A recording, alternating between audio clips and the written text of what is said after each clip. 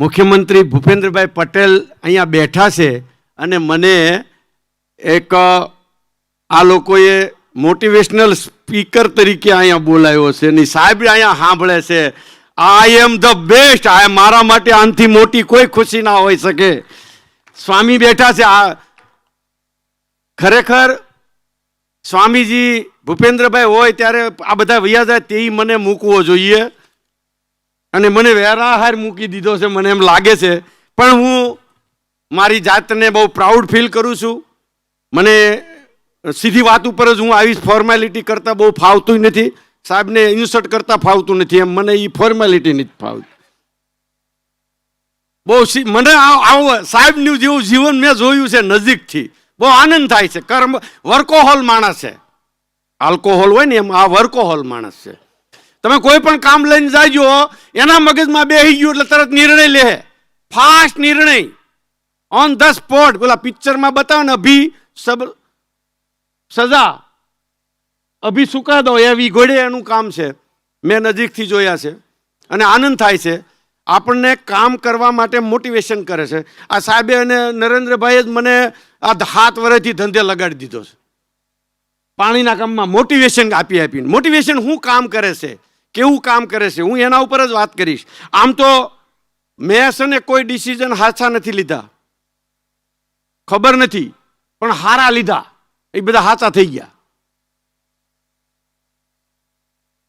જેટલા બી મારી પાસે કોઈ હું 4 ભણેલો હતો એટલે કોઈ ડિસિઝન ધંધામાં કે બિઝનેસમેનમાં કોઈ ડિસિઝન દિમાગથી નથી લીધા, કારણ કે દિમાગ હતું નહીં. જેટલા લીધા એ દિલથી લીધા, બધા હાચા પડી ગયા. તમારે ડિસિઝન દિલથી લીધા એ ડિસિઝન બધા જ હાચા પડ્યા. કારણ કે દિલને પાસે બુદ્ધિ છે નહીં, બધું જ છે દિલ પાસે. દિલના ડિસિઝન લ્યો. એક પણ ધંધામાં કે એક પણ ડિસિઝનમાં ફેલ નહીં જાઓ. ડિસિઝન મેં લીધા એ બધા દિલથી લીધા. મારા બધા આઈડિયા સક્સેસ ગયા. કારણ કે મેં મગજને બહુ વાપર્યું નથી. મગજ હોય ને એટલે બધા વાપર કરે એટલે બીજું કંઈ થતું નથી. મગજ સિવાય આગળ કાંઈ જવાતું નથી. મેં ક્યારે પૈસાને પ્રાયોરિટી નથી આપી, તોય છતાંય પૈસા મળ્યા જ. પૈસા બાય પ્રોડક્ટ છે. મેં કામને જ પ્રાયોરિટી આપી, મેં દેવાને જ પ્રાયોરિટી આપી. પૈસા મને છતાં મળ્યા અને વધારે મળ્યા. પ્રેમય મળ્યો અને ખુશી મળી. ખાલી ને ખાલી મેં પૈસાને પ્રાયોરિટીનો આપવાથી મને એટલા બધા ફાયદા થયા. અને આ પ્રેક્ટિકલી છે. તમને સવાલ આવે તો મને સાલુમાં રોકીને પૂછવાની છૂટ. હું બહુ નસીબદાર મારી જાતને માનું છું એટલા માટે કે પૈસાવાળા મારી કરતાં ઘણા દુનિયામાં છે અને વધારે છે મોટા. હું તો સામાન્ય છું. આ તો બધા તમે લોકોએ બધા સ્ટેજ આપીને મને મોટો કરી દીધો. એવડો મોટો બિઝનેસમેન નથી. એની કરતાં તો આપણા પ્રમુખ મોટા છે. લો એન્જિનિયર. અમે અમારા એમ્પ્લોયને એન્જિનિયર કહીએ છીએ, આર્ટિસ્ટ કહીએ છીએ. બધા અભણ છે પણ અમારા એન્જિનિયર જેવી ડિગ્રી કોઈ પાસે નથી. લો કંપની નાખી એટલા સન્માનથી એન્જિનિયરોને રાખી છે, આર્ટિસ્ટને રાખી. એટલે એમ્પ્લોય બધા એમ્પ્લોય કે બધા પહેલાં તો હીરા ઘસુ કહેતા, વર્કરો કહેતા. પછી પાંડુરંગ દાદાએ એને રત્ન કલાકાર આપ્યા. અમે નામ આપ્યું છે એન્જિનિયર અને આર્ટિસ્ટ. જે પ્લાનિંગ કરે છે એ એન્જિનિયર છે અને ડિઝાઇન પાડે છે એ આર્ટિસ્ટ છે.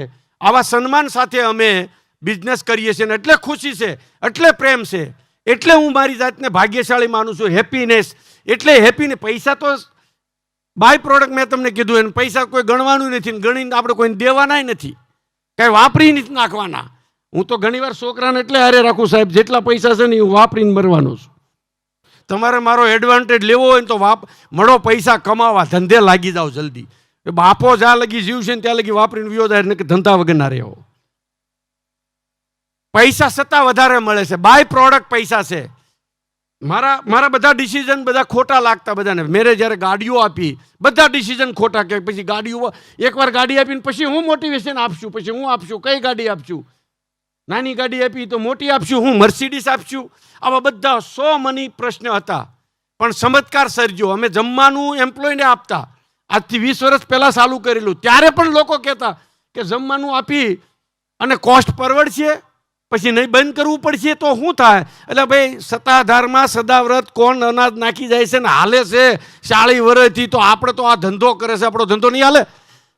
જે કામ કરે છે ને ખબર. એટલે સોફ્ટ કોર્નર કાયમિક માટે મેં પ્રત્યે બીજા માટે રાખી, પૈસા માટે ન રાખી, અને ધંધામાં જ મોટી મેં સેવા કરી.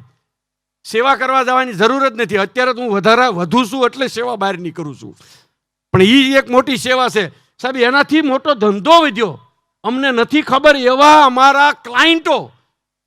અમે આ સરોવરની જે વાત હાલી અને સરોવરથી જે અમને દુનિયામાં માન મળ્યું, પબ્લિસિટી મળી, જે અમારી અરે મોટી મોટી કંપની કામ નહોતી કરતી એ સ્પેશિયલ કરવા મળી કે તમારી જેવા લોકો અરે કામ કરીએ. અમે ડાયરેક્ટ તો સેવા નથી કરી શકતા, તમે સેવામાં જ પૈસા વાપરો છો ને. આવા અમને બિઝનેસ મળ્યા. આ પ્રૂફ છે. કોરોના કાળમાં બધા ધંધા બંધ હતા. જે અમારા ક્લાયન્ટો હતા એને $2 મિલિયન એડવાન્સ પેમેન્ટ કરી દીધા કે હું જ્યારે આવીશ તમારે હીરા જ લેવાના છે. મારી પાસે પૈસા રાખો એની કરતાં તમારી પાસે પૈસા રાખો ને, હું જ્યારે ફાવે ત્યારે હીરા લઈ લઈશ. Advance $2 million. ત્યારે પૈસાના ફાફા હતા. એટલે બાય પ્રોડક્ટ આ બધું મળે છે. આવો કોઈ આઈડિયા નહોતો, પ્લાન નહોતો, પણ આ બધું જ મળે છે સેવાથી. મોટી મોટી દુનિયાની કોઈ પણ કંપની એવી નથી કે અમે એની હારે કામ નથી કરતા. જેની એપોઇન્ટમેન્ટ માટે 5-5 વર્ષથી વેઇટિંગમાં હતા સાહેબ, આ ગાડીઓ દીધી ને તો એ મારી એપોઇન્ટમેન્ટ મીડા લેવા લો. છોકરાને પૂછે કે દાદા ક્યારે મળશે, કાકા ક્યારે મળશે, એટલે કાકો નવરો છે, લાય તું આયા છે ને મળવું છે. ગાડીએ ચમત્કાર કર્યો, એમ પદ્મશ્રીએ ચમત્કાર કર્યો. હું તો મારા શોખ માટે કરતો હતો, આવું કોઈ અપેક્ષા નહોતી. વગર માગે સાહેબ બેઠા છે, એપ્લિકેશન વગર પદ્મશ્રી સીધો જ નોમિનેટ કર્યો. સેવા અને બાય પ્રોડક્ટ. હું એટલે કહું છું ફળ બાય પ્રોડક્ટ છે. અપેક્ષા વગર તમે કામ કરો એટલે મળે છે. હું તો મેં મારા બિઝનેસને ટોટલ સેવામાં કન્વર્ટ કર્યો અને પછી મારા છોકરાઓને ધંધો હોપવો તો એટલે હું સેવામાં સીડ્યો કે હું 1-2 વર્ષ ધંધાથી હટી જાઉં તો મને ખબર પડે કે આ કરીએ કે એવા છે કે નથી, પછી પાછું આવવામાં વાંધો નહીં. તો હું અહીંયા 2 વર્ષ કરવા ગયો, એમાં તો મને પદ્મશ્રી મળી ગયો, મારે નિન્યાને રોકાઈ જવું પડ્યું. ધંધોય વધી ગયો, મારી ગેરહાજરીમાં વધારે ધંધો થયો. આપણને વેમ છે કે આપણે હોય તો ધંધો થાય. એમાં 60 વાળાને ખરેખર હોપી દેવું છે. તમારી કરતા તમારો છોકરો હોશિયાર છે, તમે માથે લઈને ફરોમાં તમારી કરતા હવાયો છે યાર, એને કાંઈક હોપો. આપણે હોપતા નથી, ન્યા માર ખાઈ જાય છે. મારો દીકરો લગ્ન પહેલા ધંધે સડી ગયો, રાતને દી મારે મળવું હોય તો એને પૂછવું પડે, એટલો બીજી થઈ ગયો. એને મેં હોપી દીધું. એટલે 8 છોકરાઓ છે 4 ભાઈને થઈને. તમને એમ થાય કે આ જમાનામાં 8 દીકરા પણ હોય તો વાંધો નથી. 8 ટોપનો ધંધો સંભાળે છે અને હું આરામ કરું છું. જ્યારથી અમે ગાડીઓ આપી ત્યારથી ધંધાનો ગ્રોથ વધ્યો છે. દેવાનું હું મારું સેન્ટેન્સ છે, દેવાથી જે મળે છે એ લેવાથી નથી મળતું. તમે દેવાનું ધ્યાન રાખો, ઓટોમેટિક મળશે. મેં છોકરાઓને કીધું છે 4 વસ્તુનું ધ્યાન રાખવાનું. આવડો મોટો બિઝનેસ આપણા ગુજરાતનું આખું અહીંયા ઇકોનોમી બેઠી છે, ગુજરાતનું હાર્ટ બેઠું છે. એટલે હું મારી વાત તો 45 મિનિટ પહેલાં પૂરી ન થાય, પણ હું આ તમને હાઈલાઇટ આપું છું ખાલી, કારણ કે 25 મિનિટ મારે બોલવાનું છે. એટલે છોકરાઓને 4 જ વસ્તુ કીધી છે, એટલે હું 4 આ તમને કહી દઉં. એટલે આ હાવ દેશી હિસાબ છે. એટલું એની ઉપરથી આઈડિયા આવી જશે કાયમિક માટે આપણે કઈ વસ્તુનું ધ્યાન રાખવું. તો કે પહેલાં આપણે આપણા શરીરનું ધ્યાન રાખવાનું. શરીર હશે તો જ બધું હશે. એટલે શરીરને દાવ પર લગાડીને કોઈ પૈસો કમાવો નહીં. જૂન વાળાને તમે પૂછી લેજો, એને પોતાના હાથે લખ્યું કે મેં બધે ઇન્વેસ્ટ કર્યું, મારામાં ઇન્વેસ્ટ ન કર્યું મેં. હલો, એને પોતે મરતી વખતે લખેલું કે આખી દુનિયામાં એ ઇન્વેસ્ટમેન્ટ કરીને સક્સેસ ગયો, મેં પોતાનામાં ઇન્વેસ્ટ ન કર્યું. એટલે શરીરને સાચવવાનું. બીજું, પરિવારને સાચવવાનું. પરિવારને નુકસાન થાય એવો કોઈ ધંધો નહીં કરવાનો, એવો કોઈ નિર્ણય નહીં લેવાનો. શરીરને નુકસાન થાય એવો કોઈ ધંધો નહીં કરવાનો, એવો કોઈ નિર્ણય નહીં લેવાનો. અને ત્રીજું તો કે સમાજને નુકસાન થાય એવો કોઈ નિર્ણય નહીં લેવાનો, એવો કોઈ ધંધો નહીં કરવાનો કે જેમાં સમાજને નુકસાન હોય. અને ચોથું, રાષ્ટ્રને નુકસાન થાય એવો કોઈ નિર્ણય નહીં લેવાનો, કોઈ ધંધો નહીં કરવાનો. તમારે નફો જોવાની જરૂર જ નહીં પડે. તમને પૈસા તો ઓછા ઝાઝા મળશે, પણ પ્રેમ અઢળક મળશે. અને પૈસા હશે ને ત્યારે આ બધી વસ્તુની જરૂર પડશે. પ્રેમ નહીં હોય ને તો પૈસા નકરું કાંઈ કામ નહીં કરે. દાળિયા કરવા પડશે, હસવા માટેના, હારે રહેવા માટેના, ટૂર ગોઠવવું પડશે. આ 4 મેં એને સૂત્ર આપ્યા છે અને 4 સૂત્ર આપ્યા છે બિઝનેસના. આ પ્રેમના અને હેપીનેસના છે. પૈસા હશે તો હેપીનેસ હશે એવી કોઈ ગેરંટી નથી. હું આજે ભલે પૈસા ગમે એટલા મારી, તમને બધાને બહુ પૈસા લાગે, પણ હજી દુનિયામાં હું તો 1000માં નથી આવતો, લાખોમાં નથી આવતો, પણ હું ખુશીમાં નંબર 1 પર આવું છું, હેપીનેસમાં નંબર 1 પર આવું છું. કારણ કે હું જાણું બધા પૈસાવાળા મારી જેટલા ખુશ નથી, એ તો હું જાણું છું. એમ મેં આ 4 સૂત્રો પહેલાં કીધા નહીં, ફોલો કર્યા. હું હેપી એટલે હેપી છું. છોકરાઓ મારા હારે જ હોય, હું પ્રોગ્રામમાં જ્યાં જાઉં એટલે ગપકા ન નાખું કારે. આ પ્રેક્ટિકલી જ વાત કરવાની. 4 બીજા સૂત્રો આપ્યા છે બિઝનેસના, કે આપણી બેસ્ટમાં બેસ્ટ ક્વોલિટી હોવી જોઈએ. કામ એવું કરો કે બેસ્ટમાં બેસ્ટ ક્વોલિટી હોવી જોઈએ. બીજું તો બેસ્ટમાં બેસ્ટ આપણા એમ્પ્લોયની આપણી સેલેરી હોવી જોઈએ. જે તમારે કરવું એ કરો, ક્વોલિટી બેસ્ટ હોવી જોઈએ, સેલેરી બેસ્ટ હોવી જોઈએ. તમે MBA ભણ્યા, BBA ભણ્યા, માર્કેટિંગ કર્યું ને એ કર્યું ને તે કર્યું ને કરો. ત્રીજું,